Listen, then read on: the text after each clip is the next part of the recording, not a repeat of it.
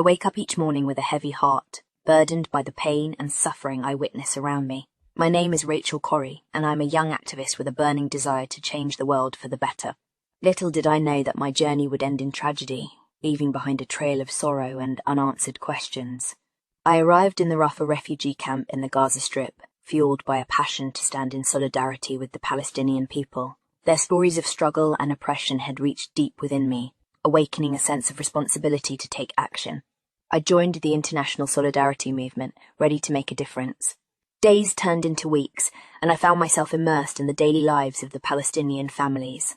I witnessed the destruction caused by the Israeli military's presence, the shattered homes, the shattered dreams, the shattered dreams. My heart ached with every demolished structure, with every life uprooted by the bulldozers that ravaged the land. On that fateful day, March 16, 2003, I stood in the path of an armoured bulldozer. I wore an orange vest, hoping that my presence as an international activist would deter the destruction of a Palestinian home behind me. Desperation filled the air as I pleaded for the driver to halt, to see the humanity before him. But my cries fell on deaf ears. As the bulldozer roared forward, my heart raced with a mix of fear and determination. I stood my ground, waving my arms frantically, willing the driver to understand the gravity of his actions. The sound of the engine drowned out my voice, and the weight of the machine bore down upon me. In an instant, my world turned into chaos. The massive bulldozer's tracks trapped me beneath its weight, squeezing the life out of my fragile form. I gasped for air, for help, but it seemed as if the world around me had frozen in time. The pain was unbearable, both physical and emotional, as I realized the weight of the sacrifice I'd made.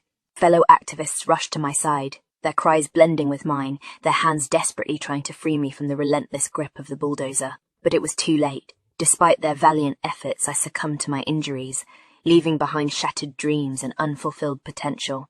I was only 23 years old.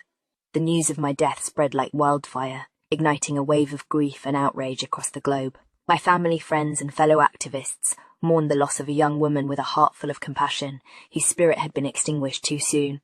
As I look back on my life, I can't help but wonder if my sacrifice was in vain. Did my voice make a difference? Did my actions bring us closer to the peace and justice I so desperately sought? These questions haunt me, even in death. Yet, I find solace in the knowledge that my story continues to inspire others to stand up for what they believe in, to challenge the injustices that pervade our world. Though my voice may have been silenced, the echoes of my passion for justice will live on, urging others to take up the torch and carry it forward. My name is Rachel Corrie, and my story is one of courage, tragedy, and a relentless pursuit of a better world. May it serve as a reminder that even in the darkest of times, the light of compassion and hope can never be extinguished.